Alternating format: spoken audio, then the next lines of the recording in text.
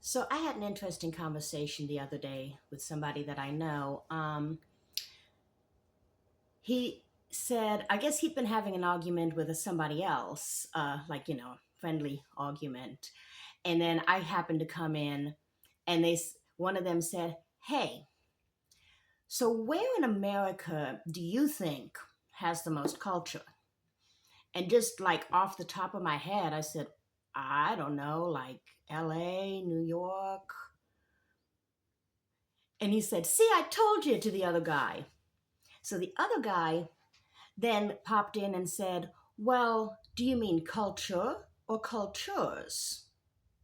So my assumption in that moment is that by culture, the first one, he meant the traditional sort of Western interpretation or usage of that word, such as opera, theater, the arts, and so forth. So my response to that was, well, the one usually leads to the other.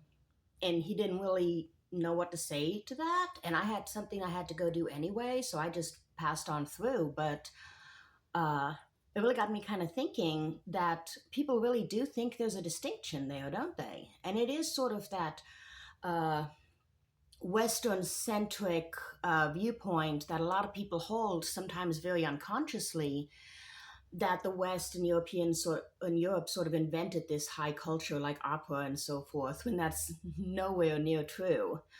And really, in my mind, and I think a lot of people that study history and sociology and so forth have stated this much better than I possibly could. But a plurality in cultures and a plurality in mindsets leads to greater culture. It leads to artistic expression and works of art and so forth. Because name me one time that isolationism and cultural purity has led to an explosion of truly great works of art. You generally see that in places where there's an intersection between cultures, where there's a meeting of different types of viewpoints, because exposing yourself to those different types of viewpoints expands your mind and it broadens the way that you look at the world and allows you to come to new conclusions and to have new inspirations. So I think that this idea that the two are separate is very much misleading. Where you have the meeting of cultures, that's when you get what the Western world traditionally views as culture.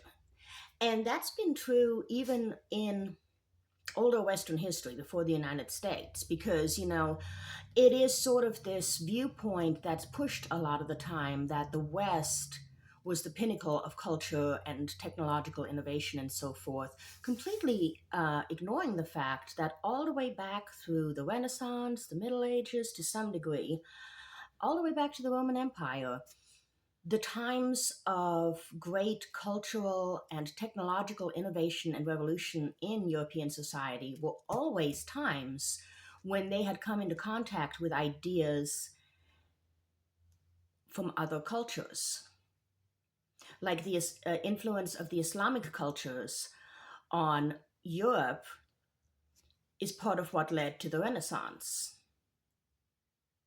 I mean, it's well documented, but of course, we try not to teach history in this country largely, because then that would undermine a lot of these ideas that today in America form the basis for a lot of supremacist ideology.